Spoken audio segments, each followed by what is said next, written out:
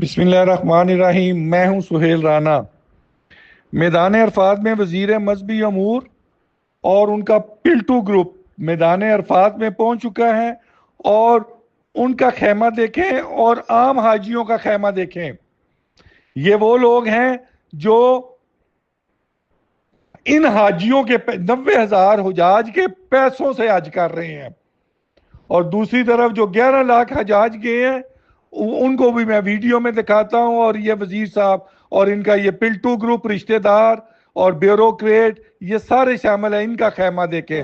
ما في الوجود سواك ربي يعبد كلا ولا مولى سواك فيقصد يا من له عنت الوجوه بأسرها حبا وكل الكائنات توحد أنت الإله الواحد الفرد الذي كل القلوب له تقر وتشهد يا من تفرد بالبهاء مع الثناء في عزه وله البقاء السرمد يا غافلا عن إله الكون يا لاهي تعيش عمرك كالحيران كالساهي ارجع إلى الله واقصد بابه كرما والله والله لا تلقى سوى الله إذا كان شكري نعمة الله نعمة علي له في مثلها يجب الشكر فكيف وقوع الشكر إلا بفضله وإن طالت الأيام واتصل العمر إذا مس بالسراء عم سرورها وإن مس بالضراء أعقبها الأجر وما منهما إلا له فيه منة تضيق بها الأوهام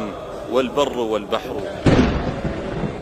سبحان ربي ما قصدت حماه إلا وعدت بفرحتي ورضاه وارتاح قلبي من سؤال عباده وانزاح همي من جميل عطاه يا أيها الراجي وتطلب غيره من رام غير الله خاب رجاه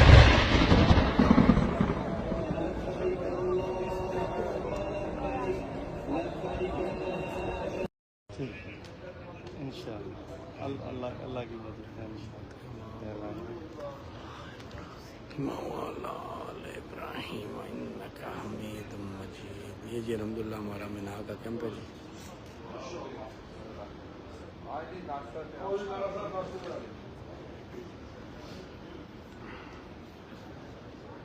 اور دوسری طرف یہ جو انہوں نے ناظم بنائے ہوئے ہیں وہ حجاج ابھی تک مینا میں موجود ہیں۔ یہ سعودی والے بالکل بھی نہیں سن رہے، وہ کہہ رہے ہیں ہماری طرف سے آپ کے بندے ختم ہو گئے ہیں، تو جلدی آ جائیں، جلدی آنے کی کوشش کریں۔ یہ نکل رہے ہیں، یہ بالکل ہماری بات نہیں سن رہے کہ وہ کہہ رہے ہیں بس فنش ہو گئے۔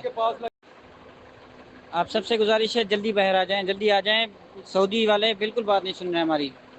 اور وزیر صاحب کے لوگ اور بیوروکریٹ یہ اس خیمے میں موجود ہیں۔